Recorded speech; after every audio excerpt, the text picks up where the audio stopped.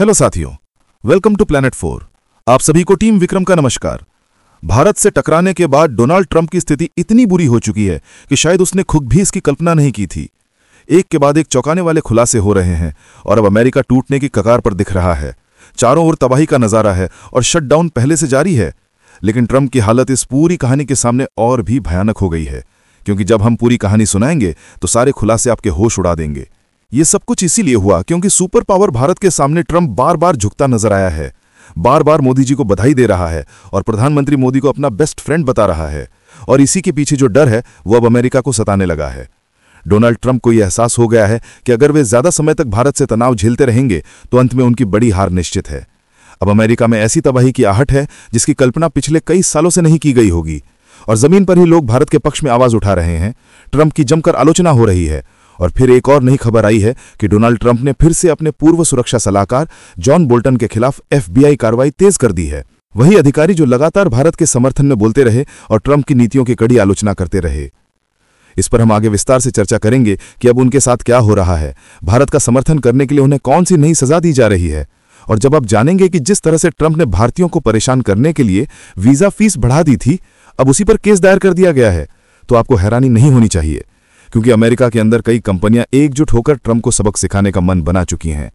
अमेरिकी chamber of commerce के प्रमुख के बयान ने जो हलचल पैदा की है, उससे लग रहा है कि जल्द ही H-1B वीजा पर लगाए गए सारे पैसे ट्रंप को वापस लेने पड़ सकते हैं। यह सब कुछ अचानक नहीं हुआ। कोर्ट में ट्रंप की लगातार हार हो रही है। हाल ही में डोनाल्ड ट्रंप ने अपनी तानाशाही दिखाते हुए कई राज्यों में सेना भेजने का फैसला लिया था, ताकि वहां की सरकारों को अपने नियंत्रण में किया जा सके। लेकिन अब उनके इस तानाशाही कदम पर अमेरिकी कोर्ट ने ब्रेक लगा दिया है। ट्रंप लगातार शिकागो में सेना भेजने के लिए बेचैन थे, ताकि उस राज्य पर उनका पूरा कब्जा हो सके। लेकिन कोर्ट का फैसला उनके लिए बिजली की तरह गिरा है, जो अमेरिकी लोकतंत्र के लिए एक सबक बन चुका है। हालांकि ट्रंप के लिए एक राहत भरी खबर यह जरूर आई है कि उनकी टैरिफ नीति के कारण अमेरिका का बजट घाटा पहले से थोड़ा कम हुआ है। लेकिन ये राहत ज्यादा दिन टिकने वाली नहीं दिख रही, क्योंकि इसके दुष्परिणाम अब लंबे समय तक अमेरिका को झेलने पड़ेंगे। और जब आप आगे की कहानी सुनेंगे तो समझ आएगा कि ये थोड़ी सी बचत आने वाले संकट का संकेत है। अब बात करते हैं उस शटडाउन की जिसने पूरे अमेरिका को जकड़ लिया है। डेमोक्रेटिक पार्टी ने डोनाल्ड ट्रंप को मानो जंजीरों में बांध दिया है। सरकारी कामकाज ठप हैं और हालात इतने खराब हैं कि कहा जा रहा ये अमेरिका के इतिहास का सबसे लंबा शटडाउन बन सकता है, क्योंकि डेमोक्रेट झुकने को तैयार नहीं है और इस राजनैतिक जंग ने अमेरिकी सिस्टम को हिलाकर रख दिया है। इसी बीच एक और सनसनीखेज खबर आई है कि डोनाल्ड ट्रंप के शासनकाल में एयरपोर्ट तक सुरक्षित नहीं रहे। अब तो ये खबर भी फैल चुकी है कि अमेरिका के साथ साथ कनाडा के एयरपोर्ट पर भी साइबर हमले हुए हैं, जहां डोनाल्ड ट्रंप के खिलाफ नारे प्रसारित किए जा रहे हैं। ये पूरा मामला अब ट्रंप के लिए नई मुसीबत बन चुका है, जिस पर आगे विस्तार से चर्चा होगी। लेकिन एक बात साफ है कि ट्रंप को झुकाने के लिए भारत को कोई मेहनत नहीं करनी पड़ रही, क्योंकि अमेरिका के भीतर ही लोग, पूर्व अधिकारी और कई विशेषज्ञ अब भारत की तारीफों के पुल बांध रहे हैं। भारत को लेकर ऐसे बयान सामने आ रहे हैं जो ट्रंप के लिए टेंशन और भारत के लिए गौरव का पल बन गए हैं। और अब सबसे दिलचस्प बात, अमेरिकी मीडिया लीडर मार्क एटकन ने जो खुलासा किया है, उसने पूरी दुनिया को हैरान कर दिया है। इस खुलासे को हर भारतीय को ध्यान से सुनना चाहिए और खासकर डोनाल्ड ट्रंप को तो इसे गौर से सुनना ही पड़ेगा। तो चलिए इन सभी खबरों को जानते हैं बेहद विस्तार से, आसान भाषा में। सबसे पहले समझते हैं कि जॉन बोल्टन पर लगे आरोप आखिर हैं क्या। तो बात शुरू होती है अमेरिका के पूर्व राष्ट्रीय सुरक्षा सलाहकार जॉन बोल्टन से, जो डोनाल्ड ट्रंप के शासनकाल में विदेश नीति के सबसे ताकतवर चेहरों में से एक थे। अब उन पर अमेरिका के सबसे गंभीर श्रेणी के आरोप लगे हैं, जिसमें कहा गया है कि उन्होंने राष्ट्रीय रक्षा से जुड़ी क्लासिफाइड यानी बेहद गोपनीय जानकारियां अपनी पत्नी और बेटी के साथ साझा की। ये जानकारी उन्होंने अपने निजी ईमेल से भेजी थी और बाद में उन्हीं बातों को अपनी आने वाली किताब में इस्तेमाल करने की योजना बनाई थी। जांच में सामने आया कि FBI ने उनके घर और दफ्तर पर छापा मारकर ऐसे कई दस्तावेज जब्त किए जिनमें हथियारों की रणनीतियां, विदेशी नेताओं से मुलाकातों की जानकारी और अमेरिकी खुफिया ब्रीफिंग्स के नोट्स थे। इन सभी दस्तावेजों को सीक्रेट और टॉप सीक्रेट श्रेणी में रखा गया था, यानी इन्हें साझा करना या बाहर ले जाना राष्ट्रीय सुरक्षा के खिलाफ अपराध माना जाता है। FBI के मुताबिक बोल्टन ने अपने रिश्तेदारों को एडिटर कहकर संबोधित किया और ईमेल में लिखा कि वो इस सामग्री को अपने प्रकाशक को दिखाने जा रहे हैं, जिससे शक और गहराया। अब जान लेते हैं कि ट्रंप की प्रतिक्रिया और बोल्टन की सफाई में क्या छिपा है। तो जब यह मामला सामने आया, डोनाल्ड ट्रंप ने खुलकर कहा कि जॉन बोल्टन एक बुरा इंसान है और उन्होंने हमेशा अपने निजी फायदे के लिए देश के हितों को ताक पर रखा। दरअसल दोनों के बीच पुरानी दुश्मनी 2019 में तब शुरू हुई थी जब बोल्टन ने व्हाइट हाउस छोड़ा और उसके बाद अपनी किताब the room where it happened में ट्रंप की विदेश नीति को नाकाम बताया। वहीं बोल्टन ने अपने बचाव में कहा कि उन्होंने कभी देश की सुरक्षा से खिलवाड़ नहीं किया और जो भी लिखा वो पहले ही अधिकारियों के साथ साझा किया गया था। उनका दावा है कि ये केस राजनीति से प्रेरित है क्योंकि उन्होंने ट्रंप के खिलाफ सख्त बयान दिए थे, लेकिन अदालत में अगर आरोप साबित हो जाते हैं तो उन्हें कई दशकों तक जेल में रहना पड़ सकता है। चलिए अब समझते हैं कि अमेरिकी मीडिया लीडर मार्क ए एटकन ने भारत की तारीफ में क्या कहा और उसका मतलब कितना बड़ा है। तो अमेरिका के सीनियर वाइस प्रेसिडेंट मार्क ए एटकन ने भारत के बारे में जो कहा वो सिर्फ तारीफ नहीं बल्कि एक ऐतिहासिक स्वीकारोक्ति है। उन्होंने लिखा कि सन 1998 में जब वे पहली बार भारत आए थे तब उन्होंने एक ऐसा देश देखा जो संभावनाओं से भरा था लेकिन सीमाओं से जूझ रहा था। उस वक्त भारत के पास ना तो पर्याप्त बुनियादी ढांचा था ना पूंजी, लेकिन उसके पास जो सबसे बड़ा संसाधन है उसकी जनता की लगन और दृढ़ता। एटकन ने कहा कि अब 2 दशकों में भारत ने वो छलांग लगा दी है जिसकी कल्पना उन्होंने उस समय की थी। भारत अब संभावना से आगे निकलकर क्रियान्वयन की मिसाल बन चुका है। उपग्रहों से लेकर सेमीकंडक्टर तक, सार्वजनिक प्लेटफॉर्म से लेकर चंद्रयान तक भारत ने दुनिया को दिखा दिया है कि वो केवल दौड़ में शामिल नहीं बल्कि अब गति तय करने वाला देश बन चुका है। एटकर ने कहा कि भारत अब वैश्विक अर्थव्यवस्था को नया आकार दे रहा है, विशेष रूप से ग्लोबल साउथ के लिए एक नेता के रूप में उभर रहा है। आइए अब जान लेते हैं कि अटकन ने भारत की सफलता का असली श्रेय किसे दिया और इसका वैश्विक असर क्या है। तो अटकन ने साफ कहा कि भारत की सबसे बड़ी ताकत उसकी जमीन के नीचे के संसाधन नहीं बल्कि उसके जनता है। उन्होंने लिखा कि भारत की असली संपत्ति वो है जो उसकी यूनिवर्सिटीज में पढ़ती है, लैब्स में रिसर्च करती है, फैक्ट्रियों में मेहनत करती है और टेक्नोलॉजी प्लेटफॉर्म्स पर कोड लिखती है। उन्होंने इस बदलाव का श्रेय भारत की नीतियों को भी दिया, जैसे digital India, make in India और स्टार्टअप इंडिया, जिन्हें उन्होंने केवल नारे नहीं बल्कि सटीक रणनीतियां बताया जो आज फल दे रही हैं। अटकन ने यह भी कहा कि भारत ने जिस तरह मानव पूंजी को राष्ट्रीय मिशन से जोड़ा है वो किसी भी विकसित देश के लिए उदाहरण है। उनका कहना है कि डायरेक्ट टू मोबाइल जैसी तकनीक सिर्फ नवाचार नहीं बल्कि लोगों को जोड़ने वाला मानवीय पुल है जो एकता और प्रगति का प्रतीक है। साथियों, आगे बढ़ने से पहले आप सभी को बता दूं कि अगर आप देश, दुनिया, डिफेंस और इकोनॉमी की 100 से ज़्यादा खबरें एक साथ एक ही जगह पर एक ही समय में फटाफट रोज़ देखना चाहते हैं तो कृपया हमारे साथ जीजीएल्स चैनल पर जुड़िए, जहां हम रोज़ शाम 9 बजे आपके लिए दुनिया की तमाम सारी खबरें एक साथ लेकर आते हैं। जीजीएल्स चैनल का लिंक आपको नीचे डिस्क्रिप्शन या कमेंट बॉक्स में मिल जाएगा। चलिए अब समझते हैं कि ट्रंप की नई H-1B वीज़ा पॉलिसी ने अमेरिका में इतना बवाल क्यों मचा दिया। तो डोनाल्ड ट्रंप ने 19 सितंबर को एक नया नियम लागू किया जिसमें हर नई H-1B वीज़ा याचिका के लिए कंपनियों को $1 लाख का शुल्क देना अनिवार्य कर दिया गया। ट्रंप का दावा है कि इससे अमेरिकी कंपनियां विदेशी श्रमिकों पर निर्भरता घटाएंगी और स्थानीय नागरिकों को नौकरी मिलेगी। लेकिन असलियत यह है कि अमेरिका की बड़ी संख्या में कंपनियां, खासकर टेक और साइंस सेक्टर, भारतीय और एशियाई प्रोफेशनल्स पर निर्भर हैं जो H-1B वीज़ा के तहत काम करते हैं। इस भारी शुल्क से सबसे बड़ा नुकसान छोटे और मध्यम कारोबारियों को होगा जो पहले से आर्थिक दबाव झेल रहे हैं। अमेरिकी चैम्बर ऑफ कॉमर्स के चीफ पॉलिसी ऑफिसर नील ब्रैडली ने इसे कानून विरोधी और अर्थव्यवस्था के लिए आत्मघाती कदम बताया है। उनका कहना है कि इतना बड़ा शुल्क देकर कोई भी स्टार्टअप वैश्विक टैलेंट नहीं रख पाएगा। ट्रंप की यह नीति उनके राष्ट्रवादी एजेंडे का हिस्सा है जिसके तहत वे अमेरिका फर्स्ट के नाम पर ग्लोबल बिजनेस को सीमित कर रहे हैं। अब जान लेते हैं कि अमेरिकी कंपनियों ने इस फैसले के खिलाफ कानूनी लड़ाई क्यों छेड़ी। तो अमेरिकी चैम्बर ऑफ कॉमर्स ने अदालत में यह दलील दी है कि ट्रंप का यह आदेश इमिग्रेशन एंड नेशनैलिटी एक्ट का उल्लंघन करता है।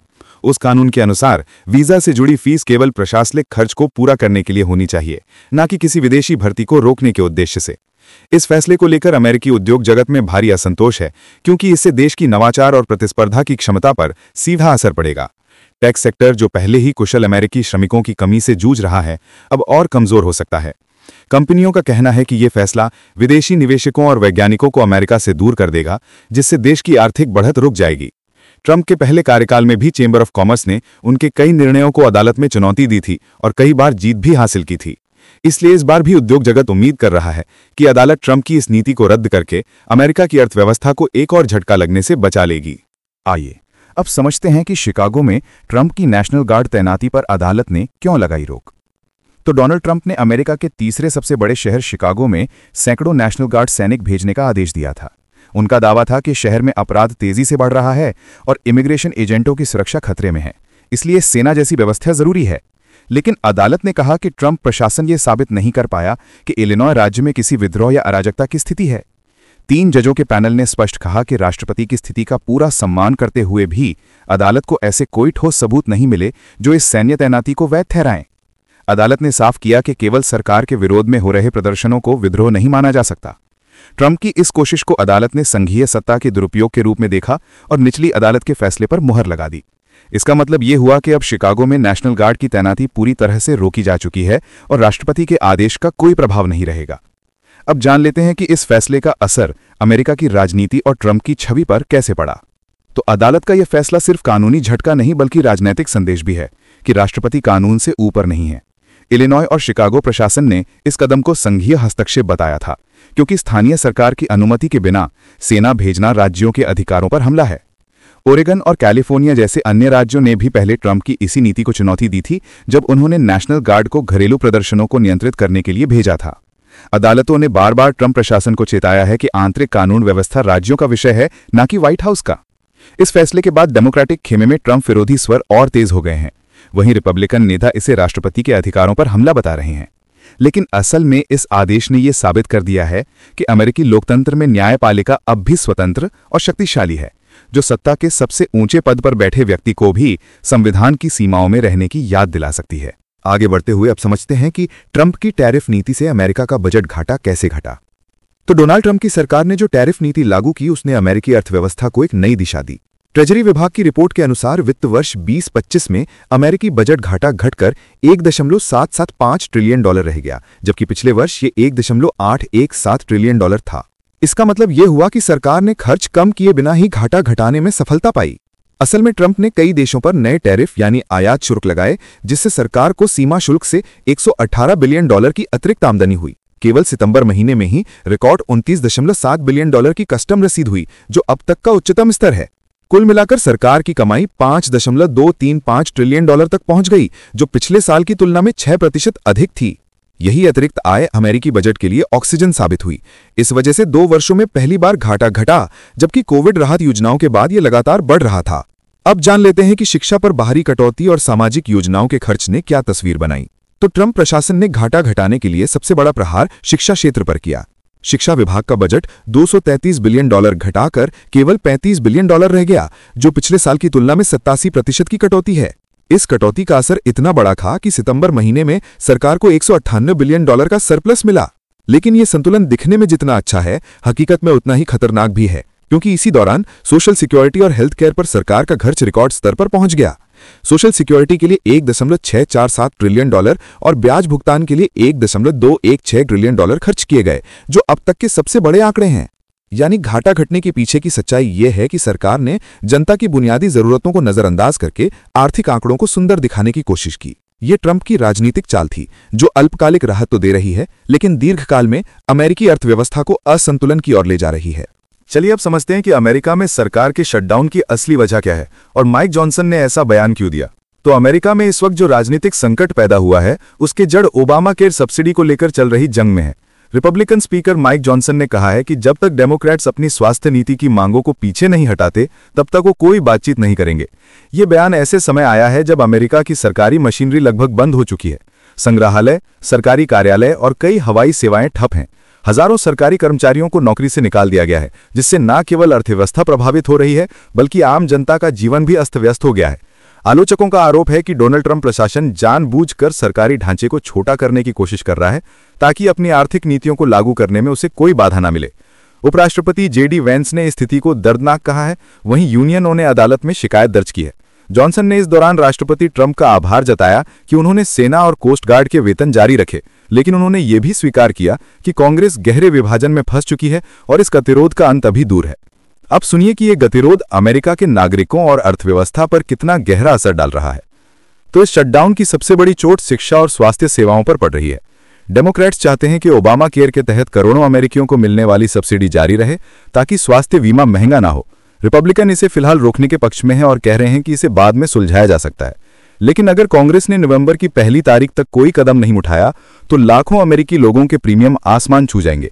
स्कूलों के बाद की गतिविधियां, विशेष शिक्षा कार्यक्रम और सरकारी कर्मचारियों के वेतन सभी प्रभावित हुए हैं। शिक्षा विभाग पर भारी दबाव है और कई कर्मचारी बिना वेतन काम कर रहे हैं। पेंटागन ने सैनिकों को भुगतान के लिए $8 अरब के पुराने फंड का उपयोग शुरू किया है, जिससे अस्थायी राहत तो मिली है, लेकिन ये स्थायी समाधान नहीं है।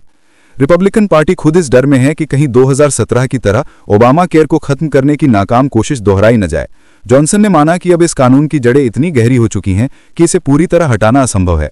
यही कारण है कि उन्होंने चेतावनी दी कि अगर स्थिति नहीं सुधरी तो यह अमेरिका का सबसे लंबा सरकारी शटडाउन बन सकता है।